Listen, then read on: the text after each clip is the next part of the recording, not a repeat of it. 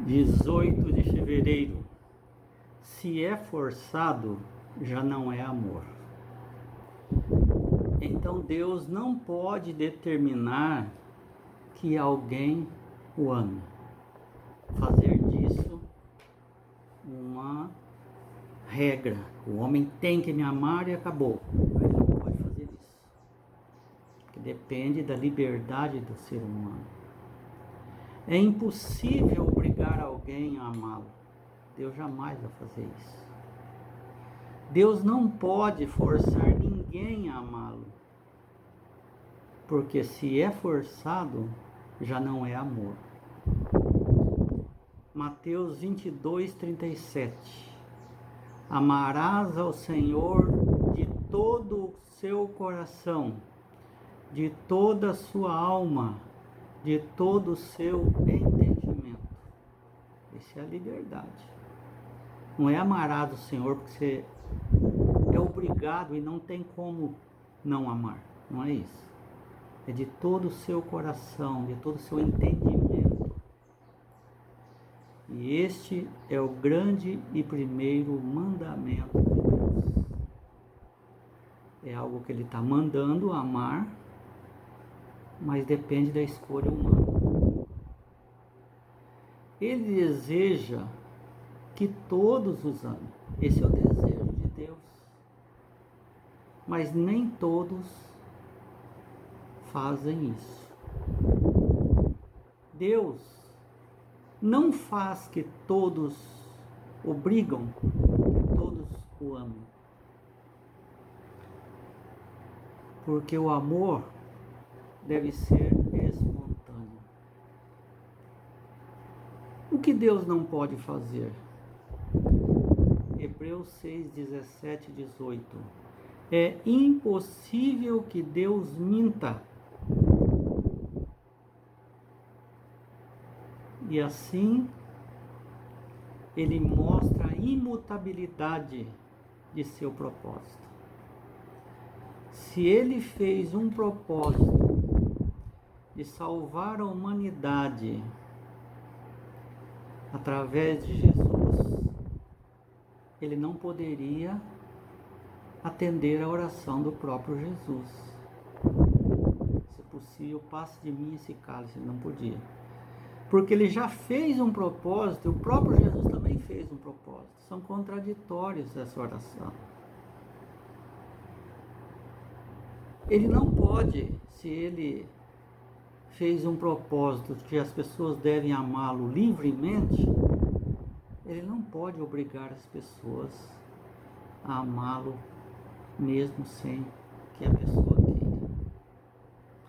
No céu haverá pessoas que escolheram amar Jesus de todo o coração, de toda a alma, de todo o seu entendimento, livremente. Só haverão esse tipo de pessoas lá nos céus. Tito 1:2 diz assim: o Deus que não pode mentir prometeu antes dos tempos eternos. Então, se Ele prometeu, Ele se, vamos dizer entre aspas, Ele se amarrou com aquilo. Ele não vai voltar atrás. Foi a decisão dele. Ele prometeu, Ele falou, Ele prometeu. E aquilo vai acontecer. Porque Ele quis prometer. Ele também usa liberdade. Ele também quis se comprometer com o ser humano. Porque Ele decidiu amar os seres humanos. E isso Ele não volta atrás. Jamais. Deus não é homem para que minta. Números 23, 19. E jamais quebra suas promessas. Hebreus 6, 17, 18. Se Deus prometeu ou se comprometeu em fazer alguma coisa, sua ação futura é moralmente limitada.